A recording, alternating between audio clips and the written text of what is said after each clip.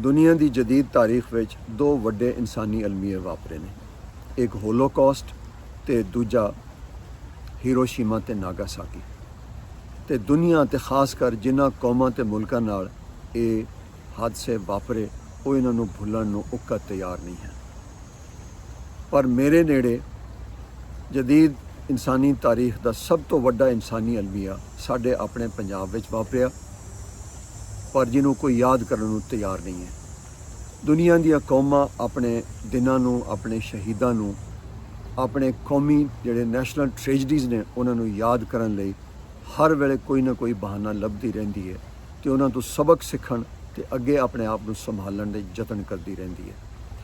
पर वड्डे अफसोस की गल ये वे, साडे सोचण वाली गल ये वे कि असां भी गुज़रे 76 सालां विच कदी अपने पंजाब दी उस खूनी वंड नूं याद कीता जिन्हें करोड़ां नूं घरों बेघर, वतनों बेवतन कर दिता, हज़ारां औरतां दी असमत दरी हुई जिहदे विच ते हज़ारां मासूम बाल वंड दी इस खूनी अंधेरी विच किधरे गवाच गए।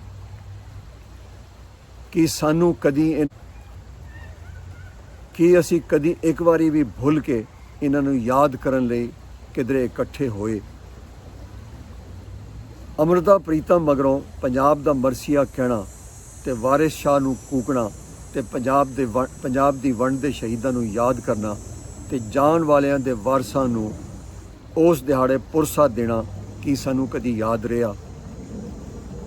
असी की कौम हाँ, असी की लोग हाँ, साडा कौमीयती शऊर की है, साडी सुरत कित्थे गवाच गई, साडी जागृति कित्थे गई, साडा एहसास, साडा सारा ज्ञान ध्यान ते साडी सारी कौमी गैरत कित्थे गई। पंजाब दे हाकमां कोलों अज इस सवाल का जवाब भी चाहिदा कि पंजाब दी वंड ने करोड़ां गरीब लोगों नूं अज ताईं दिता की है। ये की वंड है, ये की आज़ादी है जिहड़ी गुज़रे 76 सालों तो पंजाब दे करोड़ां गरीबां नूं गुरबत दी लकीर दे हेठां दबा के बैठी है। ये की वंड है, ये की आज़ादी है जिन्हें पंजाबियों कोलों पंचा नदा, पेंटापोटेमिया, सप्ता सिंधो, पंज नद के कदीम शहरां दी 7000 साल कदीम तहजीब, माँ बोली, इलम, अदब, रहतल, तारीख, जोग्राफिया, कौमी हीरोज़, सूफी विरसा, अणख, कौमी पछाण दे नाल नाल उन्हां दे दरिया भी उन्हां कोलों खो लए ने। साडे बाबे फरीद, नानक, शाह हुसैन, बुल्ला, वारिस, बाहू, मियाँ मुहम्मद बख्श ते ख्वाजा फरीद अज कित्थे गए ने।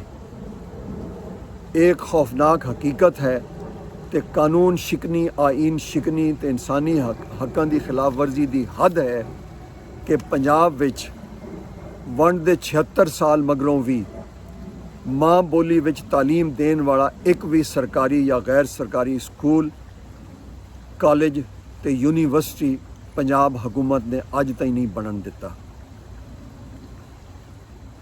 हुकूमत पंजाब दी हज़ारां साल कदीम तहजीब, जुबान, रहतल दे वधावे लई एक टका भी खर्च करन नूं तैयार नहीं है। इसलिए पंजाबी मावां नूं ते पंजाबी बाल अज अपनी माँ बोली भुल चुके ने। किसी कौम की मुनज़म नस्ली, लिसानी, सकाफती नस्लकुशी की होर मिसाल की हो सकती है।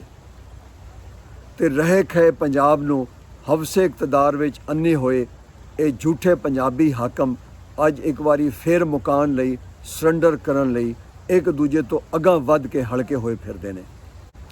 जिस तरह के एक फ्रेंच हिस्टोरियन अर्नेस्ट ने आख्या है, कोट, भुलाना जदीद दौर विच कौम की तामीर का लाजमी अंसर है, अनकोट।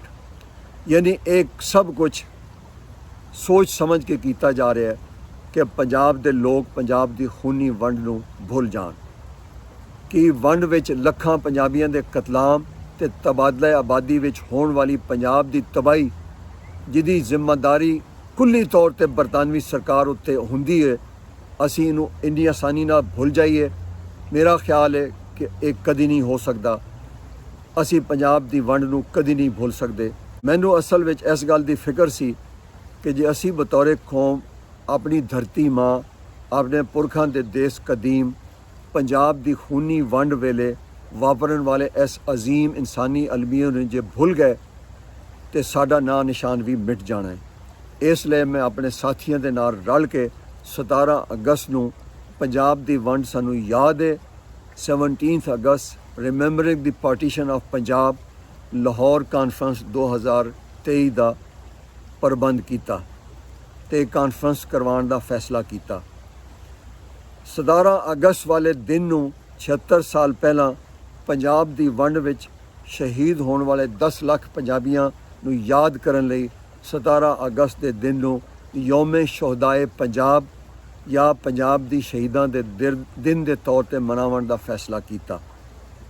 ਮੈਂ ਤੁਹਾਡਾ ਸਭ ਦਾ ਨਿੱਘੇ ਦਿਲੋਂ ਸ਼ੁਕਰਗੁਜ਼ਾਰ ਹਾਂ ਕਿ ਤੁਸੀਂ ਮੇਰੀ ਦਰਖਾਸਤ ਵਿੱਚ ਇਸ ਤਾਰੀਖੀ ਇਕੱਠ ਵਿੱਚ ਆ ਕੇ ਰਲੇ ਤੇ ਤੁਸਾਂ ਪੰਜਾਬ ਤੇ ਆਪਣੀ ਧਰਤੀ ਮਾਂ ਦਾ ਤੇ ਮੇਰਾ ਮਾਣ ਵਧਾਇਆ।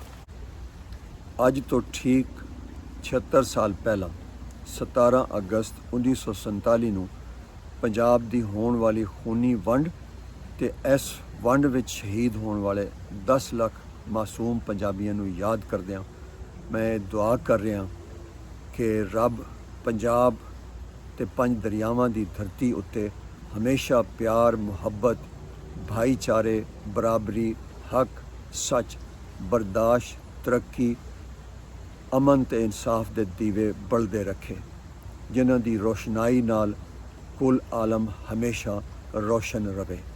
ਆਮੀਨ। ਮੈਂ ਆਪਣੀ ਗੱਲ ਅੱਜ ਇਸ ਸੁਨੇਹੇ ਨਾਲ ਮੁਕਾ ਰਿਹਾ ਕਿ ਜਾਨ ਜਾਂਦੀ ਤੇ ਜਾਵੇ, ਜਾਨ ਜਾਂਦੀ ਤੇ ਜਾਵੇ, ਪਰ ਮਾਂ ਬੋਲੀ ਤੇ ਧਰਤੀ ਮਾਂ ਕਦੀ ਨਾ ਜਾਵੇ। ਜੀਵੇ ਪੰਜਾਬ, ਸਦਾ ਜੀਵੇ।